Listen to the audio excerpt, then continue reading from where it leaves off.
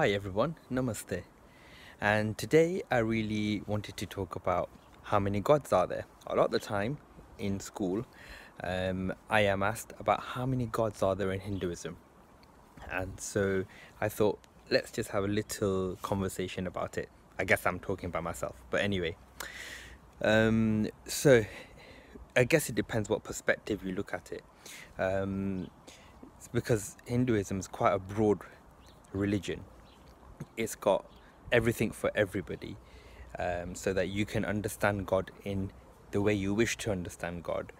So, for example, essentially, we call God Brahman, and everything comes from that Brahman. Sometimes we may attribute a particular form to that Brahman, like Krishna. So people may say that Krishna is Brahman, or Krishna is the supreme God, or Shiva is the supreme God. Either way, it doesn't matter. It just depends on what you have as a preference on which form you wish to worship. Some people don't like to worship a form at all. So the idea of Brahman or Om is very appealing to them. And so there are certain aspects and certain groups of Hindus who will follow Brahman and who will practice that as a formless attribute. Now, what we need to understand is no matter which attribute you believe in, whether it be Krishna, Shiva, Brahman, we believe that that attribute is within everything. And normally, to understand it, we call it Om. And that Om exists in everything, in every living being.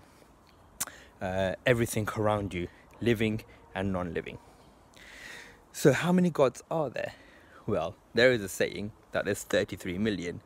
And people say there are as many gods as many people, because we sort of make them up, maybe. But the whole idea behind it is there's various stories and various gods and various ways of explaining things to understand God. So for example, understanding Krishna, or understanding Shiva, or Shankar, Parvati, so male and female, then we can relate to them. So I can relate to Ma Parvati as my mother. There's someone I can talk to and who can help me. I can see Krishna as my father, or Krishna as my best friend.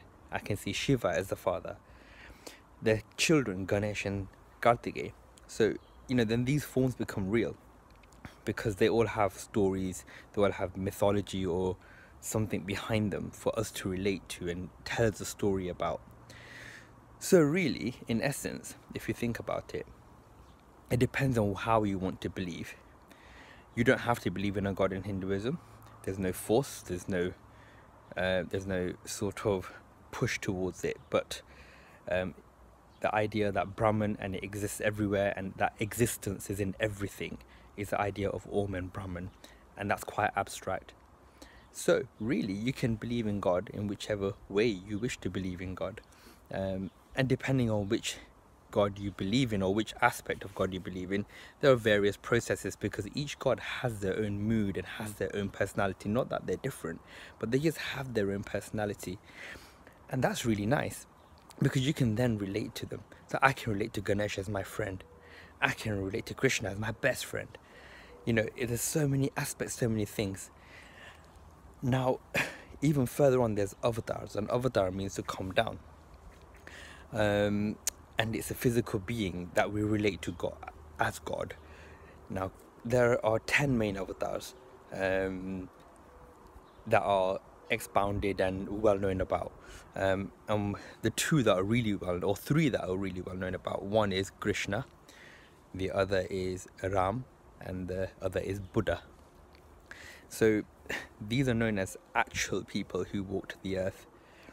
The same with Shiva. And so that has its own dimensions. And so overall, how many gods are there? Well, you can have as many as you want, but just remember, all religions teach similar things. Or just remember that there's one God and that one existence. And I hope that helps.